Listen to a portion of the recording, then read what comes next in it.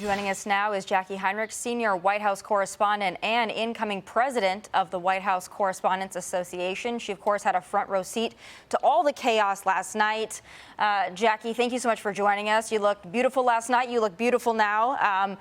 In terms of planning the event and meeting to discuss it, what are those discussions going to be like? Can you give us an inside look into what are the next steps in terms of fulfilling the president's desire to continue the show in the next 30 days?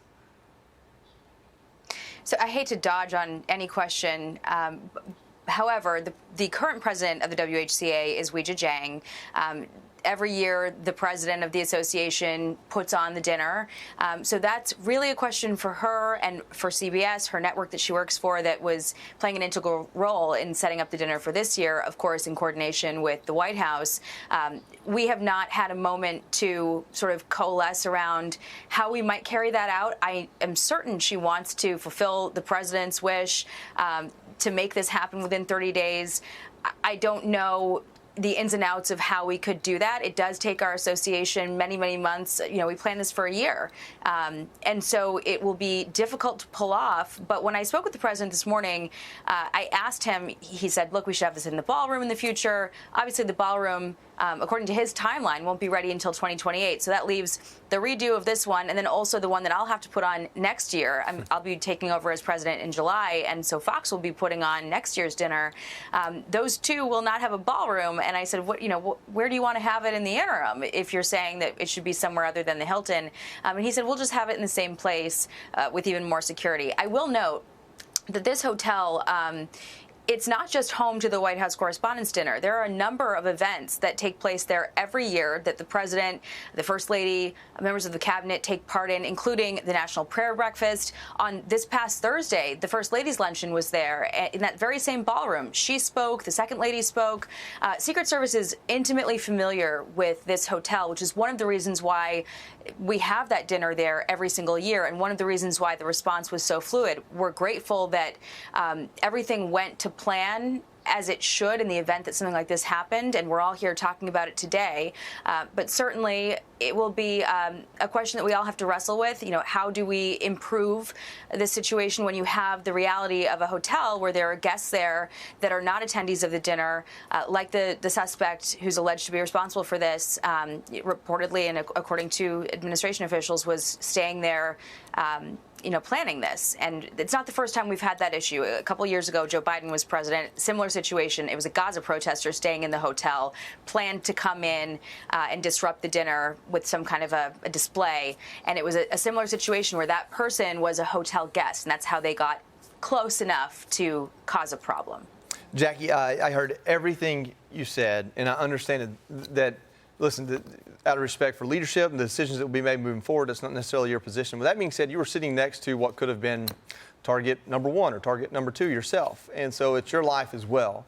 With that knowledge and experience, you don't know what you don't know as far as the planning and specifics. But, I mean, do you see a world where you feel comfortable and safe to go right back into that same ballroom to host the same event?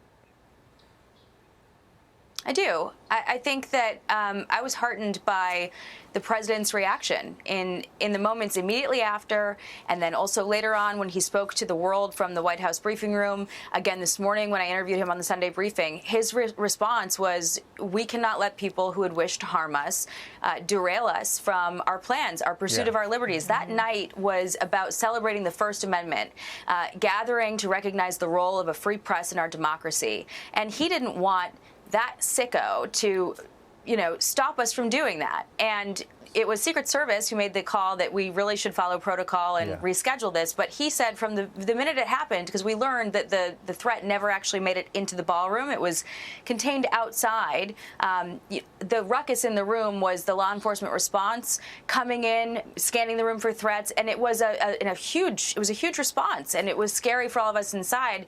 And for me, laying on the stage and seeing Secret Service agents with their guns drawn above me, talking to each other and saying, "Are you tracking it? Do you see it?"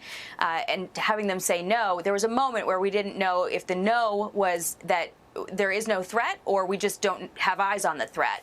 And so that sort of period of time left us questioning how safe we were was scary for everyone. But I think that we need to follow the president's example. And if he feels safe enough to do this, then we all should. And the Secret Service determines, the security footprint of an event like that.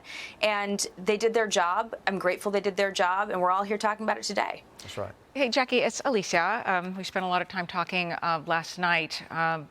And we're going to be talking later on in this show about rhetoric and toning down the rhetoric. We're going to hear a lot about that this week. And the president in the White House press briefing room last night said that before this happened, he was going to let it rip, and then realized if he did come back to the mic that it wouldn't have been the right thing to do. And you and the president today on the Sunday briefing had an interesting exchange regarding that. And as a reporter and just as an American, honestly, it really touched me. Can you tell me about that conversation? We don't have the sound, but I'd really like folks to hear your perspective on that, because I thought it was a really important moment that you had with the president. I thank the president for, first of all, taking part in that tradition that means so much to our democracy. And no matter how contentious his relationship is with members of the press at times, he is by far the most accessible president that we have had. He takes calls from some of the reporters who he has the thorniest relationships with. That's just the reality of it. And I think that we all need to recognize that. And whatever he had planned to say, he speaks in hyperbole sometimes. If he was going to let it rip, sure. I mean, okay. I think that anyone who covers him knows that that's sort of, it's a combat sport covering the White House. And when we have had, incidents in the past where he's gone off on a reporter, as a member of this association, we are sometimes asked, why don't you stand up for those reporters? That's your job. It's actually not our job. Our job is to make sure that we have the access to bring you the live pictures, the account from inside the room, so that voters can determine how they want to respond to him. Exactly. That's not our job to tell you how to do that. That's activism. That's not what our job is. And I think that also we reach out always to those reporters who might be on the receiving end of a comment and say, are you good? Do you want anything from us? And not once has a reporter who's been on the receiving end of a barb from the president said, yeah, issue a statement for me. Yeah. They don't want it to be about them. They want the focus to be on the reporting. And I think a lot of people on the outside are scandalized by the appearance of all of this, but we're not. As people who want to be right there, we are the eyes of history, and we take that job very seriously. It's a privilege. And we're grateful to be in that front row and to have that access and to have his phone number and to be able to have these conversations. And I think that whatever he had planned to say, he said, the next time we do it, it's going to be a show of love. And we all went through that together, too, and he noted that. He noted how incredible it was that people of all different sort of political stripes, because it wasn't just a room of journalists and lawmakers. There were all sorts of guests there, that in that moment, we were all human beings experiencing that together. And I thought that it was important that he noted that and reminded people to hold on to our humanity.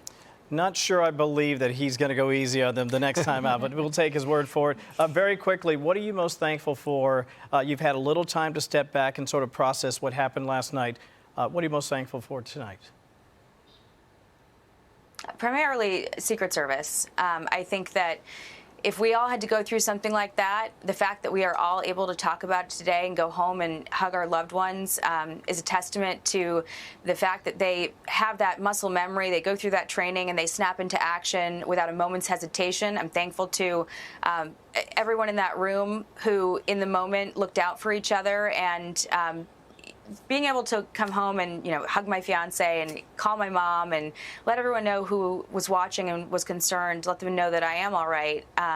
It's meaningful when you are able to make contact with people who love you, and we were able to do that because of the law enforcement response.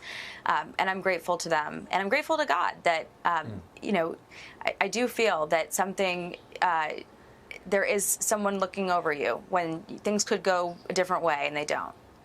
Certainly. Well, Jacqui, we really appreciate you taking the time. I know it's been a long 24 hours for you, but we appreciate all of your coverage. And again, you look beautiful last night. We hope that you can join us again in a ball gown and beautiful earrings. But thank you so much. Maybe not the same one. I think that dress is going to retire. Well, you get a new dress, so maybe that's the silver lining. Jacqui Heinrich, thank you so much. Thanks, Jacqui. Yeah. Make your fiance Thanks. pay for it. Be sure to like and subscribe for all the Fox News latest on YouTube and catch full shows streaming now on Fox One.